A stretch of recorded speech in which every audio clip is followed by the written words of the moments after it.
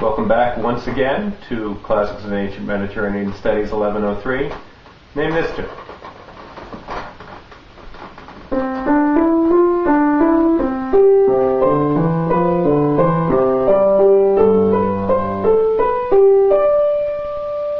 So what I'm going to do in this segment is demonstrate that the way that Ovid uses mythology is alive and well in the modern world. And I don't want to spoil this film clip for anybody who may not have seen it, so I'm not going to set it up beforehand.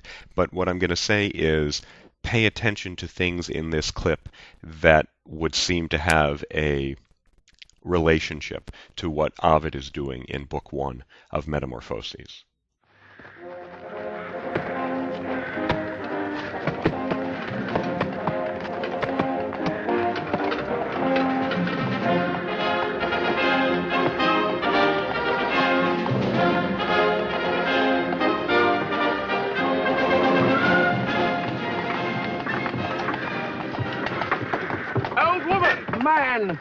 Ma'am, sorry. What knight lives in that castle over there? I'm 37. What? I'm 37. I'm not old. Well, I can't just call you man. You could say Dennis. I didn't know you were called Dennis. Well, you didn't bother to find out, did you? I did say sorry about the old woman, but from behind you looked... What I object to is you automatically treat me like an inferior. Well, I am king. Oh, king, eh? Very nice. And how'd you get that, eh? By exploiting the workers. By hanging on to outdated imperialist dogma which perpetuates the economic and social differences in our society. If there's ever going to be any progress... Dennis, there's some lovely filth down here. Oh, how do you do? How do you do, good lady? I am Arthur, King of the Britons. Whose castle is that? King of the who? The Britons. Who are the Britons? Well, we all are. We are all Britons. And I am your king.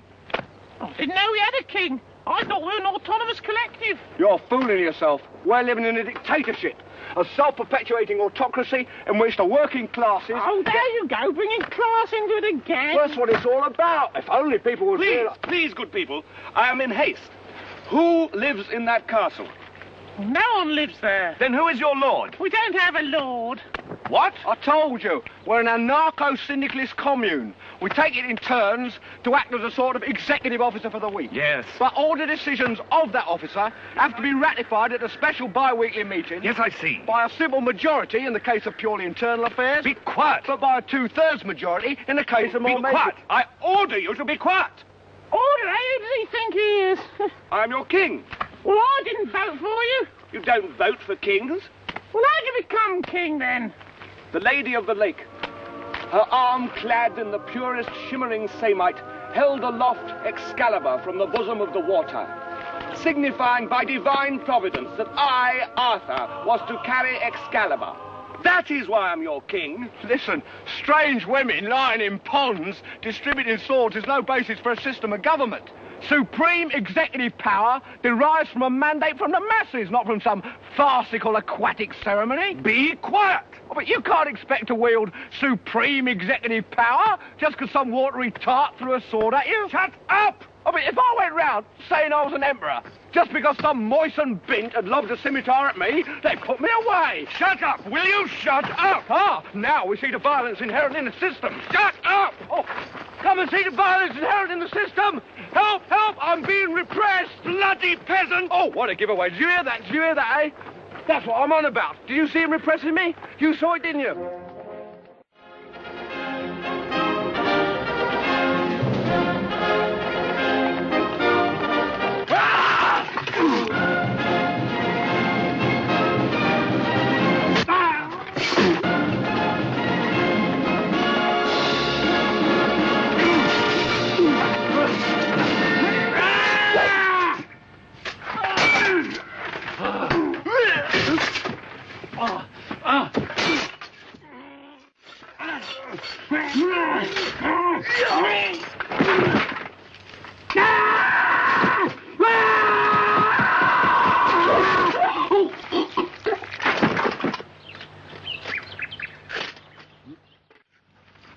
You have proved yourself worthy. Will you join me?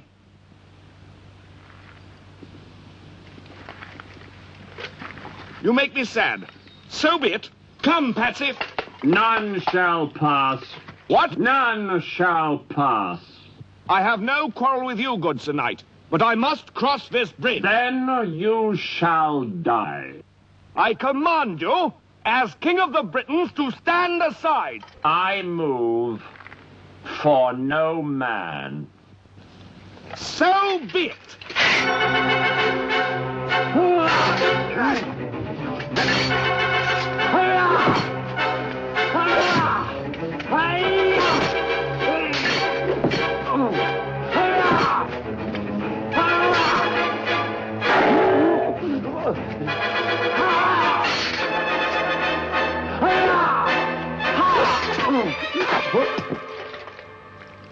Now stand aside, worthy adversary. 'Tis but a scratch. A scratch? Your arm's off. No, it isn't. Well, what's that then?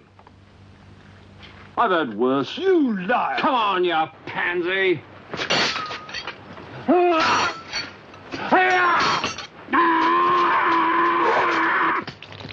Victory is mine. We thank thee, Lord, that in thy mercy... Come on, then. What? How about you? You are indeed brave, Sir Knight, but the fight is mine. Oh, had enough, eh? Look, you stupid bastard, you've got no arms left. Yes, I have. Look! It's just a flesh wound. Look, stop that! Chicken!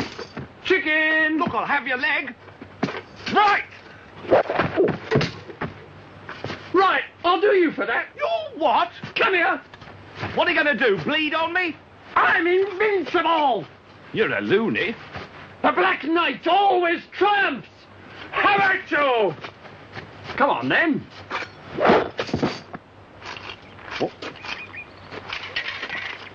All right, we call it a draw. Come, Patsy. Oh, I see. Running away, eh? You yellow bastards! Come back here and take what's coming to you! I'll bite your legs off! So that clip, as you may now have guessed, was from Monty Python and the Holy Grail. And I think now that we've gone through Book 1 of the Metamorphoses a bit and seen that clip, probably you can draw your own conclusions, which would be very similar to mine, about why that clip is so funny and how it relates to what Ovid is doing. But let me just spell it out very briefly. Playing around with myth is fun. And there are two things that I want to point out about that playing around. One is the bringing of the ancient mythological material into a modern context where it looks ridiculous and can provide comment, the way that Ovid comments on Augustus and the way that the Pythons comment on modern views of political theory. But there's another one that we haven't gotten at yet, which is going to be important as we go on through Ovid, which is a play with genre. And that's what you see in the Black Knight scene, because it looks at the beginning like a standard action movie night sequence, and then it gets more and more exaggerated, and then it gets exaggerated way, way, way beyond itself as the Black Knight loses his limbs. And what the Pythons are saying is that the way that myth gets told, for example, these myths of King Arthur, is itself ridiculous and anachronistic. That is, when we watch action movies like that, we are always trying to say to ourselves, think of the movie The Kingdom of Heaven, or Braveheart. We're always trying to say to ourselves, yes, that's exactly the way it was, but when you step back and look at it, no, it's completely ridiculous. Whether you're talking about the Crusader fighting in the Kingdom of Heaven, or you're talking about William Wallace turning out to be the father of the greatest King Edward of them all, Edward the Black Prince. Sorry to spoil that for you. As we move on in the Metamorphoses, we'll see Ovid doing more or less the same thing with genre, bringing other genres into epic to comment on them and also to comment on how ridiculous certain elements of epic have been from the very beginning, from the Iliad on. In the end, then, from one perspective, the Metamorphoses is just Ovid doing to epic what he did to love poetry in the Amores and the Ars Amatoria, but there's also a harder edge to it because of what has been going on in Ovid's life in terms of his relationship with Augustus. And those are the things to follow as we proceed in the readings and in discussion.